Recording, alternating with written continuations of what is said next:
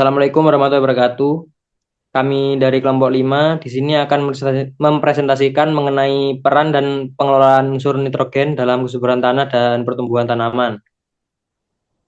Sebelumnya, perkenalkan nama saya Andrian Fatoni dengan NIM akhir 1013.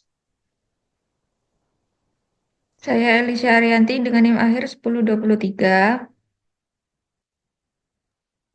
Saya Yuli Dwirianti dengan NIM akhir 1037. Saya Muhammad Horul Ulum dengan NIM akhir 1049. Saya Wivanda Marsyahira dengan NIM akhir 1057.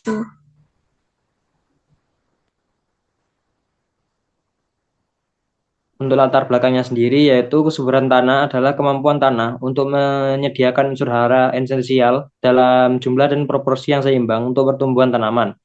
Faktor-faktor seperti tekstur tanah, pH, kandungan bahan organik, dan ketersediaan unsur hara mempengaruhi kesuburan tanah.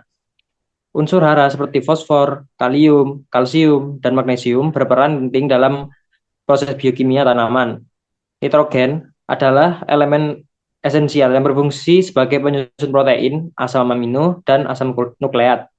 Ketersediaan nitrogen dalam tanah yang mempengaruhi kesuburan tanah dan produktivitas tanaman, sehingga pengelolaan yang efektif sangat penting untuk mencapai hasil pertanian yang optimal.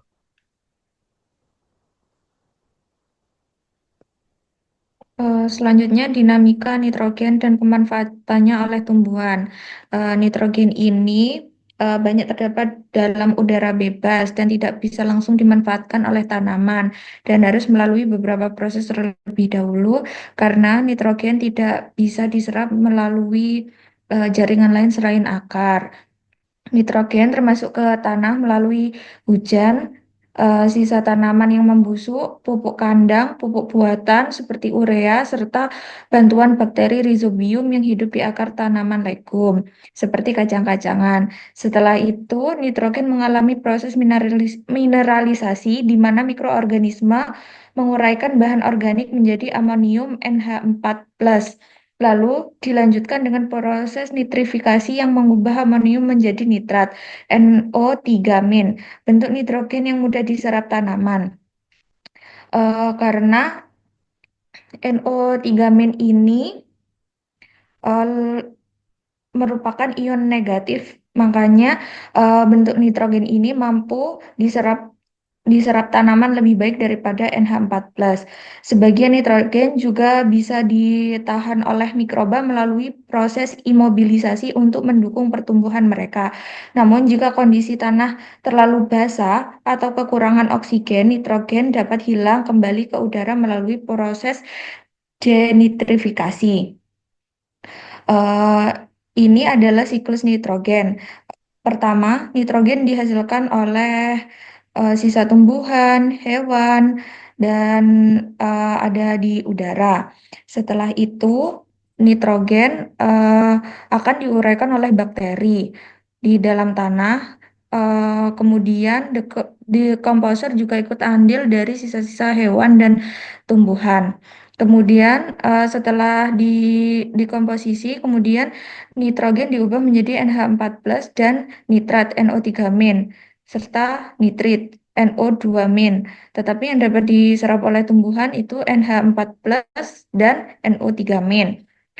Kemudian setelah diserap oleh tanaman, sisa-sisa yang tidak digunakan oleh tanaman itu bisa hilang karena oleh air hujan dan juga bisa menguap di udara. Nitrogen penting bagi tanaman untuk membentuk klorofil, protein, enzim, serta mendukung pertumbuhan daun, batang, bunga, dan buah. Kekurangan nitrogen dapat menyebabkan tanaman kerdil dan daun menguning, sedangkan kelebihan nitrogen membuat tanaman rimbun, tetapi hasilnya minim sehingga buahnya tidak maksimal. Pengelolaan nitrogen yang dapat membantu tanaman dapat sehat dan produktif.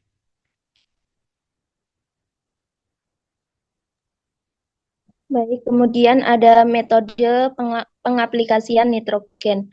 Nitrogen dapat diaplikasikan dalam berbagai bentuk pupuk. Di Indonesia sendiri terdapat pupuk urea, yaitu pupuk tunggal yang mengandung nitrogen tinggi sebesar 45-46%. Pupuk urea sendiri memiliki sifat yang mudah terlarut dan mampu mempermudah fotosintesis yang akan menghasilkan lebih banyak klorofil. Cara pengaplikasiannya yaitu dapat disebar atau ditabur ke tanah. Kemudian ada pupuk ZA, yaitu pupuk yang mengandung sekitar 21% nitrogen dan 24% sulfur, yang memiliki reaksi kerja yang agak lambat. Namun pupuk ZA itu bersifat higroskopis atau mudah menyerap uap air pada kelembapan 80% sehingga mudah diserap oleh tanaman. Teknik pengaplikasiannya sendiri yaitu dapat disebar, larian, dan lubang. Kemudian ada pupuk NPK. Pupuk NPK sendiri mengandung unsur N 15%, fosfat dalam bentuk P2O5 15% dan K 15%, S 10%, dan unsur lainnya. Pupuk NPK sendiri memiliki manfaat dalam mencegah tanaman kerdil dan mendukung tanam dalam pertumbuhan akar. Pupuk NPK digunakan sebagai pupuk dasar atau susulan yang memiliki reaksi netral. Cara pengaplikasian pupuk NPK sendiri yaitu dapat disebar, larikan, lubang, dan semprot daun. Next. Kemudian yaitu ada pembuatan pupuk nitrogen. Pembuatan pupuk nitrogen sendiri bisa melalui proses Haber-Bosch, yaitu proses ini mengubah nitrogen atmosfer menjadi amonium NH3 yang selanjutnya akan menjadi bahan dasar dari pupuk.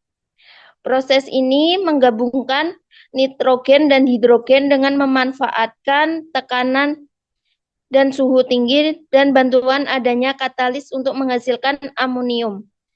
Teknik fiksasi dengan menerapkan tekanan sebesar 200 atm dan dengan suhu 600 derajat Celcius. Katalis kimia osmium sendiri digunakan untuk menangkap molekul-molekul nitrogen dan mengikatnya menjadi senyawa-senyawa amonia. Senyawa amonia ini diubah menjadi pupuk seperti urea, ZA, amonium, nitrat, dan pupuk nitrogen lainnya.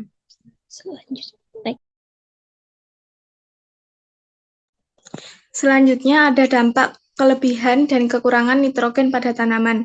Yang pertama, dampak kekurangan nitrogen itu klorosis yang dicirikan sebagai daun pada tanaman bagian bawah itu menguning. Kemudian yang kedua, pertumbuhan lambat dan kerdil. Yang ketiga, batang tipis, lemah, dan mudah roboh. Yang terakhir, produksi daun, bunga, dan buah menurun menyebabkan hasil panen yang rendah. Kemudian dampak kelebihan pada nitrogen yang pertama adalah pertumbuhan vegetatif berlebihan, yaitu daunnya rimbun dan memiliki warna daun hijau tua. Yang kedua, batang lunak dan mudah patah. Yang ketiga, pembentukan bunga dan buah terhambat atau itu nanti menyebabkan hasil panen berkurang. Kemudian yang terakhir, lebih rentan terhadap serangan hama dan penyakit. Next.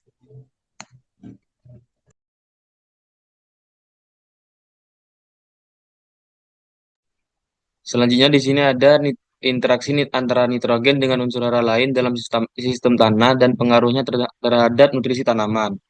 Untuk poin pertama, nitrogen berperan penting dalam proses pertumbuhan, terutama pada fase vegetatif. Nah, di sini kita sudah tahu pada bab sebelumnya bahwa unsur hara nitrogen ini termasuk dalam unsur hara esensial yang diperlukan oleh tanaman.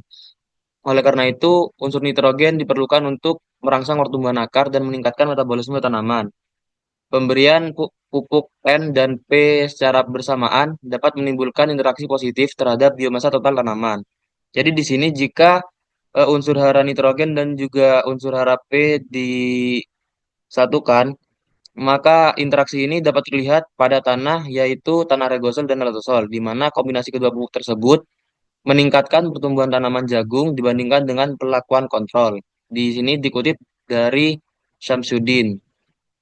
Selain dari interaksi antara unsur hara nitrogen dan juga fosfor. Di sini juga tercantum ada eh, interaksi dengan pupuk kalium, yaitu dapat meningkatkan pertumbuhan tanaman pada fase vegetatif yang dapat mengembangkan pertumbuhan akar dan juga meningkatkan metabolisme tanaman. Pemupukan nitrogen dan kalium secara bersamaan dapat meningkatkan pertumbuhan tanaman kacang panjang, yaitu untuk interaksi nitrogen dan unsur hara lain. Selanjutnya,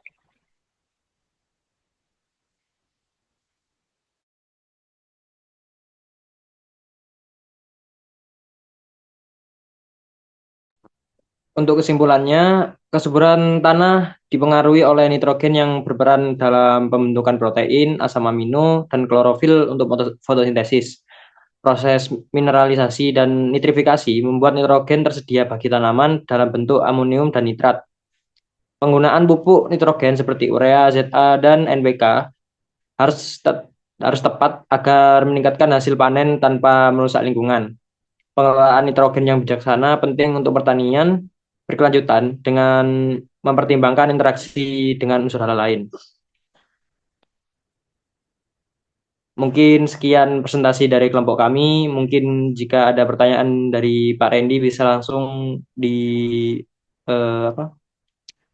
ditanyakan di kolom komentar seperti itu. Sekian dari kami. Wassalamualaikum warahmatullahi wabarakatuh.